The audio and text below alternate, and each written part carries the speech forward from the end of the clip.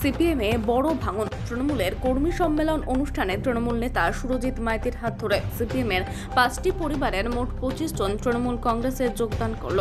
পূর্ব মেদিনীপুর জেলার পটাশপুর 2 নম্বর ব্লকের খড়াই কোটবাট উত্তর বুথ তৃণমূল কার্যালয়ে সিপিএম ছেড়ে তৃণমূলে যোগদান করেন। যোগদানকারীদের হাতে পতাকা তুলে দেন পাচেট 4 নম্বর গ্রাম পঞ্চায়েতের প্রধান সুরজিৎ মাইতি।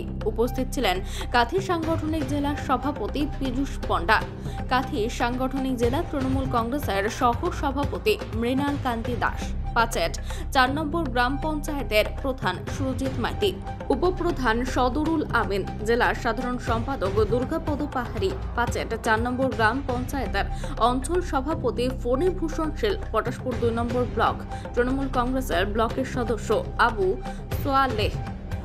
আপনাদের কর্মী সম্মেলন পাশাপাশি কর্মী সম্মেলন করেই কিন্তু অন্যান্য দল থেকেই কিন্তু আপনাদের দলে যোগদান করলেন। কোন কোন দল আপনাদের দলে যোগদান?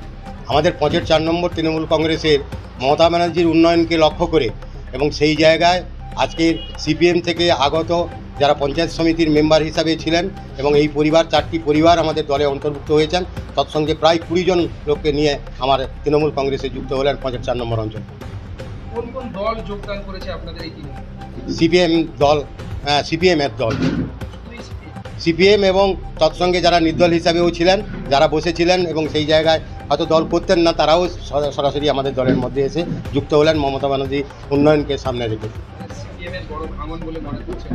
আমরা স্বাভাবিক অবস্থায় সিপিএমের এখানকার আমাদের বিধানসভার এলাকার দিক থেকে তারা কিন্তু আমাদের উন্নয়নকে দেখে এবং আমাদের সাংগঠনিক কাঠামো তাদের মধ্যে নেই এবং আজকে তৃণমূলই করতে পারে কেবলমাত্র মানুষের উপকার, সেই জায়গায় তারা সেই লক্ষ্যে আমাদের তৃণমূল কংগ্রেসে যুক্ত হয়েছে। আজকে আপনাদের দলে যোগদান করলেন এবং আপনাদের দল আরো ভারী শক্তিশালী হতে চলেছে। আপনার দিক থেকে কত লিড দিতে পারবেন বলে মনে করছেন?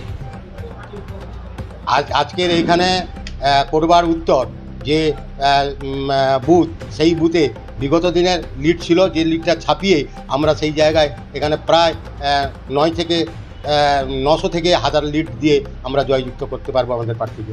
আপনার মানুষের সাড়া কিভাবে পাচ্ছেন? মানুষের সাড়া কতটা পাচ্ছেন আপনারা?